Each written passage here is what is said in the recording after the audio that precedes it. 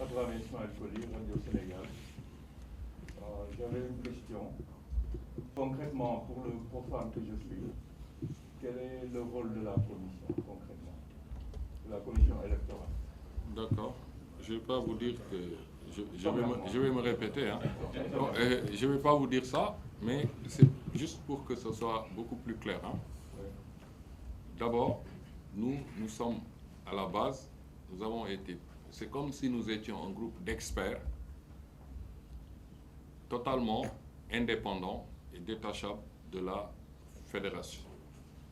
La fédération est un mouvement associatif, elle a ses membres, elle a ses règlements, elle veut organiser ses élections.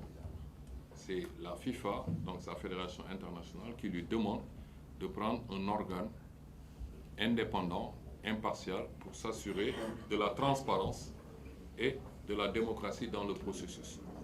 Ce n'est pas toutes les fédérations qui font ça. Par exemple, moi, dans ma fédération, il n'y a pas de commission électorale où on demande à des tiers ou à des experts de venir s'assurer du processus. Nous assure, nous avons à peu près 53-54 fédérations au Sénégal. Ce n'est pas dans toutes les fédérations qu'il y a cette commission. Donc, nous sommes là pour garantir, pour faire l'élection et nous assurer que tout se passe dans les règles de l'art. Si vous voulez ça en français facile.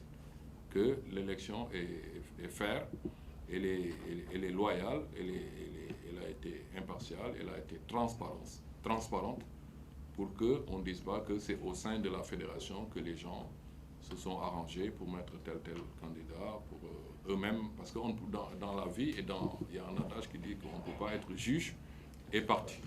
Donc nous sommes les juges hein, du bon déroulement de l'élection des personnes qui vont être dirigeants de la fédération, que ce soit le président, que ce soit les membres du comité exécutif. J'essaie de le dire en d'autres mots pour que nous soyons tous d'accord et éclairés sur le rôle de la commission. On n'a pas d'autre rôle que de nous assurer que tout le processus électoral, de la fixation des dates, hein, du jour de l'élection, des déclarations de candidature, des opérations qui se déroulent, que tout est transparent.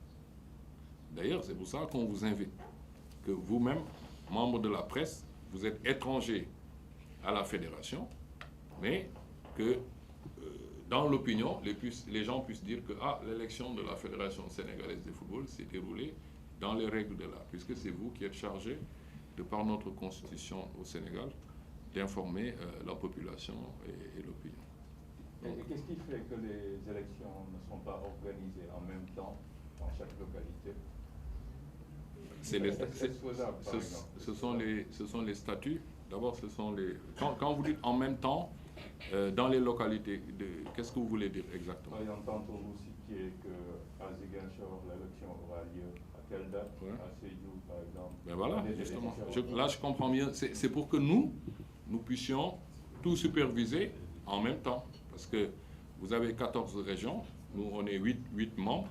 Nous devons être présents partout. Si les 14 régions tenaient leur élection le même jour, on ne serait pas capable de le faire. Et d'ailleurs, votre observation est pertinente, puisque ça me permet de vous préciser que, par exemple, lorsque nous envoyons Yatmalo aller, je donne un exemple, hein, ce n'est pas lui qui ira à Saint-Louis, mais s'il doit aller à Saint-Louis, nous, on n'accepte pas pour des soucis, qu'on ne veut pas l'exposer, qu'on dise demain Yatmalo, etc., parce qu'il était seul là-bas. On s'assure toujours qu'il y ait 2 ou 3 membres qui partent avec lui pour que les choses puissent être supervisées. Donc, c'est des questions de ressources. Nous sommes 8, nous ne sommes pas 36. Donc, on ne peut pas mettre 2 ou 3 personnes dans 14 régions différentes le même jour. C'est ça qui a justifié le fait qu'on a choisi, nous, des périodes en pensant à la date du 7. Parce qu'une fois que vous fixez la date de l'élection, et d'ailleurs, un autre point important, mais ça aussi c'est dans nos communiqués, hein, les communiqués numéro 1 ou 2 ou 3, c'est pas dans le communiqué 4, on ne fait que rappeler. Vous savez que ce n'est pas nous on a fixé la date de l'élection au 7 août. Mais nous ne sommes qu'une commission électorale indépendante. Nous ne sommes pas la fédération ou l'Assemblée générale de la fédération. Or, l'Assemblée générale s'est réunie le 12 juin a souverainement décidé que son élection pour cette année 2021 va se dérouler soit le 7, soit le 8 août. Donc, eux, ils ont proposé. Vous savez que dans toutes les associations sportives, même là, il y a des associations de droit commun, l'Assemblée générale est souveraine. À partir du moment où ils ont proposé 2 dates et que nous, entre le 7 et le 8, on a choisi la date du 7, on a été contraints par les statuts de compter à rebours 30 jours et de voir que les déclarations de candidature doivent être déposées au plus tard le 7 juillet. Mais ce n'était pas la seule contrainte. Les autres contraintes, c'est que dans le système d'élection, pour aller au comité exécutif, des fois, il y a les élections intermédiaires qui se déroulent. C'est justement les élections des présidents de ligue. C'est ça qui fait que nous avons demandé instamment, en urgence, à toutes les ligues régionales de faire leurs élections dans telle période pour nous permettre, nous, de pouvoir superviser les élections intermédiaires et aller au 7 août en ayant toutes les informations disponibles conformément au règlement et statut pour pouvoir superviser la grande élection du 7 août. Mais on devrait dire les grandes élections du 7 août. Parce que le 7 août, dans l'opinion, on a l'impression que c'est l'élection du président de la fédération, mais non, c'est l'élection du président de la fédération et des 16 membres du comité exécutif sur lesquels l'Assemblée générale se décide. Les clubs vont voter pour les 16 membres et vont voter pour également, par exemple, le représentant du football féminin, le représentant de la Ligue, enfin il y a plusieurs, si vous voulez on peut voir l'article 34 ensemble, des statuts rapidement. Celui-là avec toi. Voilà. Vous avez par exemple 16 membres élus par l'Assemblée générale. Article 34 A, un président élu par l'Assemblée générale. B, les 6 vice-présidents, c'est pas la peine. Il n'y a pas d'élection parce que c'est un système de désignation. Par exemple, le premier vice-président représentant le football professionnel est de facto et de juré le premier vice-président de la fédération. Hein? Le président de la Ligue de football amateur, il est le deuxième vice-président. Vous savez, donc, une fois que... C'est pour ça qu'il y a des élections intermédiaires. Une fois que ces personnalités font leur élection, le 7, nous, on les rattache directement au poste de premier vice-président, deuxième, troisième, quatrième, jusqu'au 6e vice-président, qui est le président de l'Association des internationaux de football. Jusque-là, ça, ce n'est pas un problème. Mais ensuite, vous avez l'article qui vous dit les 16 membres élus par l'Assemblée générale. Donc, voilà. Donc, ils sont déjà 8. Ouais, 8 élections. 3 membres représentant les clubs de Ligue 1, 2 membres représentant les clubs de Ligue 2, 3 membres, etc. 4 membres Ligue régionale, 1 membre football féminin, 1 membre football spécifique, donc beach football, futsal, 1 membre représentant l'association nationale des arbitres, 1 membre représentant l'association des médecins du sport. Si vous vous intéressez beaucoup aux affaires de la fédération, vous savez que dans l'ancienne formule, il y avait les représentants des journalistes. Maintenant, vous n'y êtes plus. Mais nous, pour toutes ces personnes qui doivent être élues, le 7, on organise l'élection du président et l'élection de ces personnalités qui doivent être déterminées par un vote par l'Assemblée générale. C'est pour ça que je dis les grandes élections du 7 août. Ibrahim Diong de Afrique Presse Info. Et je demandais juste, où est-ce que vous en êtes à l'heure actuelle au dépôt de candidats à la candidature pour l'élection du président? Il y a combien déjà qui sont annoncés? Ça, c'est une question pour le secrétaire général, mais vous savez que la presse est bien informée, puisque il y a eu une déclaration la dernière fois, je pense il y a 3 jours, d'un candidat, et puis on a vu que c'était dans la presse. Mais la date butoir, c'est le 7. Pour l'instant, nous n'avons reçu qu'une seule déclaration de candidature. Voilà. Qui est le dépositaire, on peut le savoir. Mais la presse a déjà dit que c'est le candidat de Génération Foot. Donc ça, c'est vous qui l'avez dit. Hein, c'est pas, il n'y a pas un communiqué. Non, il n'y a pas de confirmation. Je pense que vous faites confiance à vos confrères. Hein, et puis je pense que même c'est une communication, je pense, du candidat lui-même. Donc il n'y a rien à confirmer. Mais nous, lorsqu'on reçoit des déclarations de candidature, on ne fait pas un communiqué de presse ou un point de presse pour dire que telle personne a déposé. Ça, c'est vous qui avez dit. D'ailleurs, il y a des membres de la commission qui ont été informés par la presse. Le secrétaire général, bien sûr, comme je vous ai dit, de la fédération, c'est notre secrétaire général à nous et notre organe technique et administratif. Lui, il reçoit, il est au courant. Et quand il reçoit, bien sûr, il informe le président. Mais moi, je n'ai même pas informé les membres de la commission. J'attends que le 7, tout le monde, s'il y a d'autres personnes qui déposent, nous, on se réunit, on dit voilà les dépôts. Mais je ne suis pas là pour que chaque fois le secrétaire général m'informe qu'il y a quelqu'un qui est passé à la fédération déposé. J'appelle les gens, je dis on se réunit. Non, moi je dis rien. Mais on voit que... Avant le jour J, espérons que vous allez nous envoyer un communiqué par rapport. Non, on ne peut pas le faire avant le jour J. Qu'est-ce que vous appelez jour J? C'est le 7 juillet ou le 7 août? Non, avant le 7 août, je veux dire. Ah non, évidemment. Évidemment qu'on va le faire. Mais si vous dites, pour nous, vous savez, pour nous, le jour J, pour les déclarations de candidature, c'est le 7 juillet. Hein. Ce n'est pas le 7 août. Le 7 août, pour nous, c'est une autre histoire. Mais le 7 juillet, d'ailleurs, là aussi, votre observation est pertinente. Je pense que je ne travaille pas en secret, notre prochain point de presse, c'est après la date butoir du 7 juillet, excusez-moi. Et là, si on reçoit des choses, mais c'est là où, comme nous sommes partenaires et que vous êtes dans le règlement, parce que le code dit que vous devez informer, j'attire votre attention sur le fait qu'il ne faut pas s'attendre normalement simplement à recevoir des déclarations de candidature pour la présidence de la fédération. Vous devez aussi savoir que ceux qui veulent aller au comité exécutif, les autres élections que j'ai citées, vous devez vous attendre à ce que les gens déposent. Parce que ceux qui veulent aller au comité exécutif, ils doivent déposer avant le 7. Ce n'est pas seulement celui qui veut être président de la fédération qui doit déposer avant le 7 juillet. Maintenant, quand ce sera fait, pour nous, c'est ça notre premier jour J.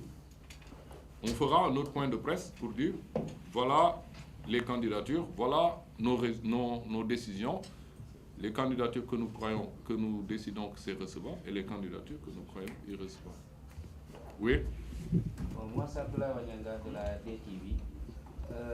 J'avais une question par rapport à la limitation des mandats. Ça pose problème souvent dans les fédérations et dans d'autres instances.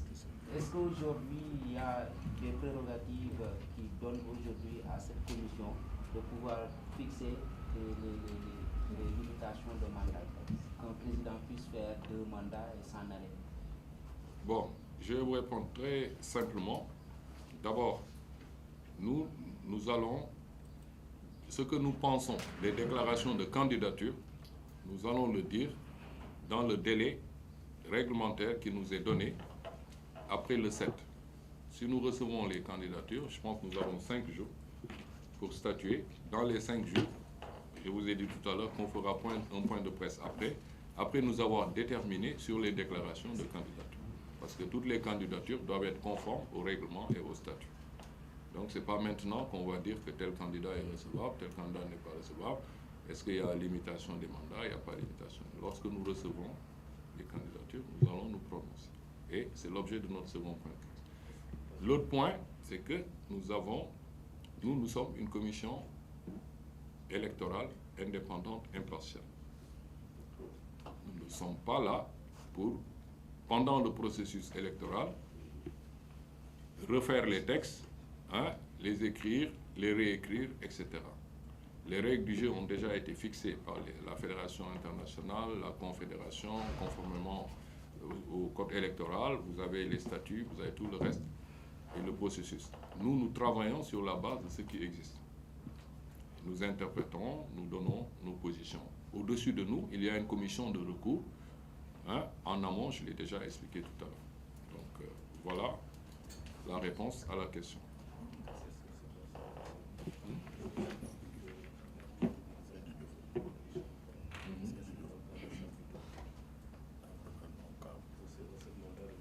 Le secrétaire général me demande, est-ce que votre question ne se rapporte pas à la durée du mandat de notre commission? C'est ça? Non. Je parle des candidats. Nous, c'est 4 ans. Vous voyez que pour nous, je peux vous répondre tout de suite, c'est 4 ans. Renouvelable une fois. Ok. C'est ça que vous voulez savoir? Ben, les deux, hein. En tout cas, moi, je vous réponds pour moi hein, et pour mes Mais chers ma collègues. question portait plus sur les candidats. Ouais, mais- Qui est réélu 2 fois, 3 Mais fois. voilà, attendez que les gens déposent pour le comité exécutif et pour la présidence. Après, nous, on va délibérer conformément au statut et règlement et on fera le second point de presse. D'accord, merci. Oui, monsieur. Youssouf Bodian, je Bodian. voudrais poser une question par rapport Youssouf Bodian. Pardon? Par rapport au recours. Alors, le 7 juillet, en principe, vous aurez tous les dossiers sur votre table. Pour ceux qui vont éventuellement introduire des recours, quels sont les délais que vous avez fixés pour qu'on puisse avoir définitivement... On a 8 jours. On a 8 jours, hein? J'ai dit 5 jours. Donc, quand est-ce qu'on peut attendre la liste définitive des candidats qui sont retenus pour les différents postes? Et une autre chose par rapport au vote, est-ce que vous pouvez nous donner quelques détails par rapport au processus de vote? Comment ça va se passer concrètement le vote? On a vu qu'il y a récemment il y a eu des clubs qui sont affiliés. Combien de clubs exactement aujourd'hui ont été répertoriés? Qui doit voter comment? Et si vous pouvez donner quelques détails par rapport à ça. Oui, mais si les gens déposent le 7, et puis on ne sait pas, vous savez, c'est l'impartialité. On ne sait pas s'il y a des gens qui vont déposer le 8 ou le 12, etc. Les gens déposent. C'est comme au tribunal, il y en a qui font appel dans le délai, il y en a qui font appel hors délai. On ne peut pas présupposer. Et en tout cas, nous, on va se conformer au règlement. Si nous recevons, nous avons 8 jours pour statuer. Hein? À compter du 7, on a 8 jours pour statuer. Après, ils ont 3 jours. Ceux qui voient leur candidature déclarée irrecevable, ils ont 3 jours pour faire appel devant la commission de recours. N'est-ce pas? Il y a 5 jours. La commission de recours, si elle reçoit des recours, elle a 5 jours pour statuer. Elle peut statuer le premier jour, le deuxième jour, le troisième. En tout cas, elle ne peut pas statuer au-delà du 5e jour. Ça, c'est la réponse à votre première question. Maintenant, comment va se dérouler le vote? C'est comme toutes les assemblées générales des associations. J'ai oublié, sur les textes qui régissent la fédération, j'ai cité les règlements généraux, les documents intrinsèques de la fédération internationale, la confédération, mais n'oubliez pas la loi sénégalaise, parce que c'est une association soumise non pas à la loi de 1901, mais au Code des obligations civiles et commerciales. Il n'y a pas de loi de 1901 au Sénégal. C'est une loi française. Donc nous, on a une loi sénégalaise, c'est le COCC. Et aussi, il y a des obligations particulières dans le décret 76-040, parce que nous ne sommes pas dans le sport, nous n'avons pas des associations de droit commun. Nous sommes des associations sportives. C'est comme les associations à but d'éducation. Donc, il y a le décret de 76 et vous avez le Code des obligations civiles et commerciales. Donc, tout le processus, nous faisons appel à ces dispositions. Et même à la charte du sport, qui est notre loi 84-59 du 23 mai 84. La loi sénégalaise aussi donc s'applique. Ça, c'était une précision. Maintenant, le vote, comme je vous disais, c'est comme dans toutes les associations. Les associations membres, les membres de la fédération votent. Et vous avez ça dans les statuts. Donc, c'est les clubs qui vont voter et les représentants des ligues. Là où votre question est aussi pertinente que celle des autres, c'est que si vous interrogez, vous posez une question sur le vote lui-même, on doit quand même vous rappeler que ce n'est dans la fédération, conformément à leur statut, ce n'est pas la fameuse formule « un homme, une voix ». Il y a une sorte de scrutin proportionnel qui est aussi dans l'article 34, parce que dans le processus de désignation, vous avez parfois... où sont tes statuts là? 34, ouais. Je vais vous montrer ça tout de suite. Les journalistes sont perspicaces. Voilà. Hein? 3 membres, par exemple, 3 membres, vous avez 3 membres représentant les clubs de Ligue 1. Il y a une représentation dans le processus de désignation. Non, moins que le vote. Dans le processus, par exemple, vous avez 3 membres. Les clubs de Ligue 1 ont 3 membres. Les clubs de Ligue 2 ont 2 membres. Les clubs représentant les clubs du championnat national, 3 membres. Et Ligue régionale, 4 membres. C'est là où vous avez un système un peu de représentation, quoi. Donc je pense avoir répondu à votre question sur le vote. Ouais. Moi je pensais que vous allez dire que, parce que c'est à cette question que je m'attendais, que si vous avez déjà vécu les précédentes élections, ça dure vraiment très très très longtemps. Et vous allez vous dire, est-ce que vous allez faire 3 jours d'élection ou 2 jours d'élection, ou essayer de battre le record en rapidité et faire en sorte que l'élection se déroule rapidement, qu'il y ait consensus ou pas. Parce que c'est vraiment une élection qui dure à longueur en raison du nombre de membres, etc. Oui. C'est Tidiane Dem, les quotidiens. La question que je voulais savoir, est-ce que vous avez le nombre de clubs exact qui peut appeler à voter? Exactement, j'allais... Si oui, est-ce que les différents candidats peuvent y accéder? Oui, ça c'est la question qui se rapporte au fichier électoral. Donc, justement, j'étais en train d'ajouter ce point-là, parce que moi, quand on me parle du vote, je fais une réponse plus globale et j'essaie d'être le plus précis, parce que c'est les statuts qui me disent que la commission doit être transparente et vous donner toutes les informations. Donc je prends toujours prétexte, c'est pour ça mes réponses sont longues, je prends prétexte d'une question pour donner le maximum d'informations, pour montrer que nous n'avons rien à cacher. Nous sommes en train de travailler justement, parce que nous sommes chargés également de nous assurer de la fiabilité du fichier. D'accord? Et ce que vous avez là, c'est le fichier de la Fédération sénégalaise de football. Mais vous savez que les clubs sont répartis à l'intérieur des ligues. Donc nous avons, avec le secrétaire général, écrit à toutes les ligues régionales pour leur demander de nous remonter leurs informations dans chaque ligue. Donc vous posez la question au moment où nous sommes en train nous-mêmes de vérifier et de nous assurer de la fiabilité du fichier électoral. Donc c'est un travail pour nous. Nous avons été nommés, installés il y a juste 2 ou 3 semaines. Nous sommes en train de nous assurer que le fichier soit le plus fiable possible en comparant le fichier que nous avons reçu de la fédération avec le fichier de chaque ligue régionale. C'est ça. Nous avons déjà reçu, alors qu'on a fait une réunion il y a 2 jours, on lui a demandé d'accélérer un peu et juste avant la réunion, nous avons reçu, sur 14 ligues régionales, nous avons reçu 13 réponses. Il nous reste une seule ligue, je pense que c'est Sédhiou. Hein?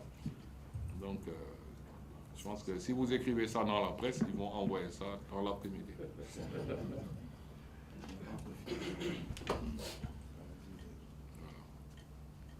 Terminé? Bon, moi, je vais juste... Excusez-moi, cher confrère, parce que il faut savoir quelque chose, parce que par rapport au déroulement du vote, est-ce qu'il y a une particularité pour cette année ou pas, hein? Deuxièmement, pour terminer ma dernière question, avec le ministre de tutelle, Matar Ba, qu'est-ce qu'il a dit? Qu'est-ce que vous a dit? Vous avez discuté avec lui, avec la fédération? Comment vous comptez collaborer avec le ministère de tutelle ou pas? Vous avez parlé avec le ministre? Qu'est-ce qu'il a dit ou pas? Alors, votre question se rapporte à la deuxième partie, au deuxième point de notre point de presse. On avait dit, moi j'aime bien, comme tous les juristes, bien compartimenter les choses. On avait dit qu'on a 3 points. Le premier, c'est la présentation des membres de la commission. Le deuxième point, c'est les principes du processus électoral. Le troisième point, c'est les opérations. Nous étions en train de discuter des opérations. Après, les questions sont intervenues. Votre question se rapporte aux principes. Et vous avez bien fait de la poser. Parce qu'en rappelant les principes de transparence démocratique, de transparence et de démocratie, hein, c'est moi-même qui ai oublié de rappeler un autre principe. Le code électoral, les règlements de la Fédération internationale, donc de la FIFA, interdisent toute ingérence gouvernementale. Donc, merci beaucoup de m'avoir fait rappeler ce principe important. Il n'y a pas d'ingérence gouvernementale, sinon l'élection est annulée ou le processus électoral est suspendu. Je pense que vous pouvez en tirer les conséquences que je ne peux pas être en relation avec le ministre qui est justement le ministre de tutelle de la Fédération et qui est l'instance gouvernementale qui a compétence pour regarder ça. Donc si nous sommes en relation avec le ministère, c'est facilement qualifiable d'ingérence gouvernementale et c'est quelque chose qui serait très très préjudiciable à la Fédération et à la crédibilité de la commission électorale. Ce serait une violation du principe de non-ingérence. Ouais. Je peux revenir, mais la question va s'adresser au secrétaire général, je ne sais pas si c'est possible. Non, le secrétaire général est l'organe technique de la commission. C'est moi qui vais le représenter, comme je représente tous les membres. Comme c'est une propriété à moi, donc... Je vois. Victor, la question que j'aimerais vous poser est de savoir pour qu'un club soit éligible, pour qu'un club ait le droit de voter, quelles sont les conditions qu'il doit remplir? Il faut que le club soit affilié. Il faut que le club soit actif. C'est dans les statuts. Hein. Je vois que, vous m'excuserez, hein, mais je vois que les journalistes ne lisent pas le code électoral de la Fédération, parce que pour la plupart des questions qui sont posées, tout est dans le... Et d'ailleurs, je vois que le code, c'est presque moins de 6-7 pages, hein, il n'y a pas beaucoup d'articles. Pardon? Mais il faut faire des étapes. Non, attendez, je veux entendre votre question. Vous dites? Ah, vous lisez beaucoup. Mais ça, c'est... Non, lui, il est...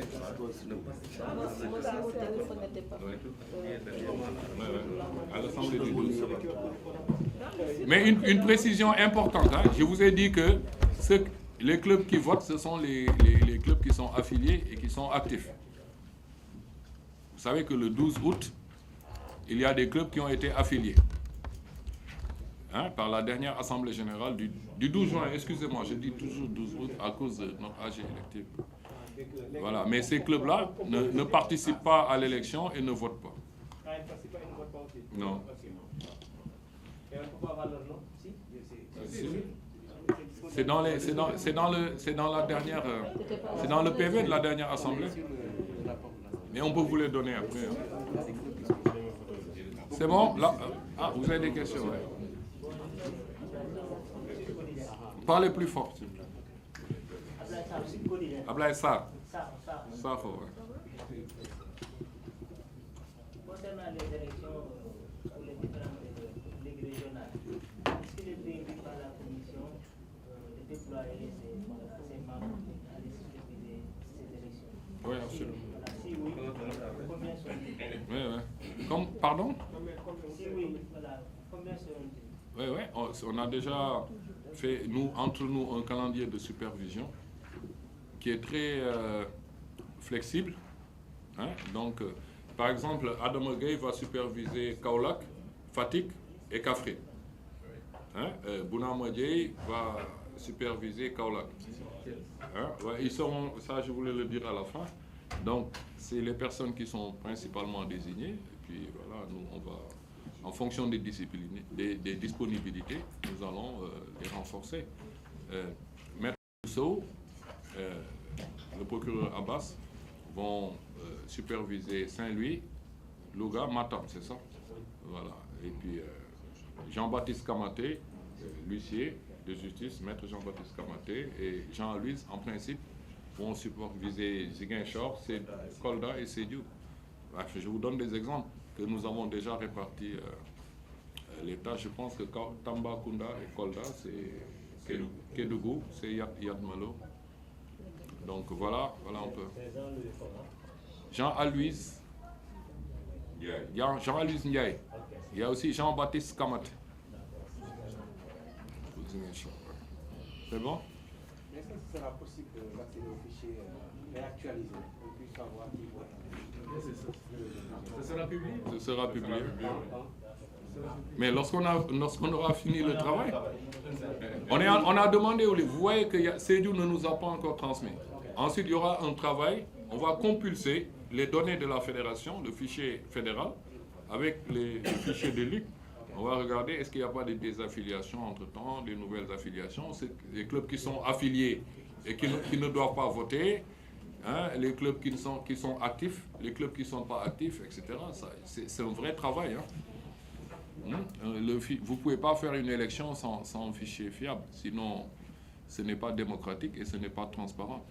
Et ce que je disais tout à l'heure, nous, notre travail, c'est comme votre première question, notre travail, c'est de nous assurer que les principes qui sont, et les règles, mais avant les règles, les principes d'abord. Parce que quand on met en œuvre les règles, il faut qu'on s'assure que ça correspond au principe de non-ingérence, au principe démocratique, au principe d'impartialité, d'indépendance et de transparence. Donc, quand nous regardons, quand nous examinons le fichier, il faut qu'on ait à l'esprit tous ces principes, et c'est ça qui fait que c'est un travail assez méticuleux. Apparemment, il n'y a plus de questions. Vous avez tout compris. Il vous reste qu'à aller relire le code électoral qui est très facile. Et la deuxième conférence de presse, il y aura beaucoup de questions qui ne seront pas posées, j'en suis certain.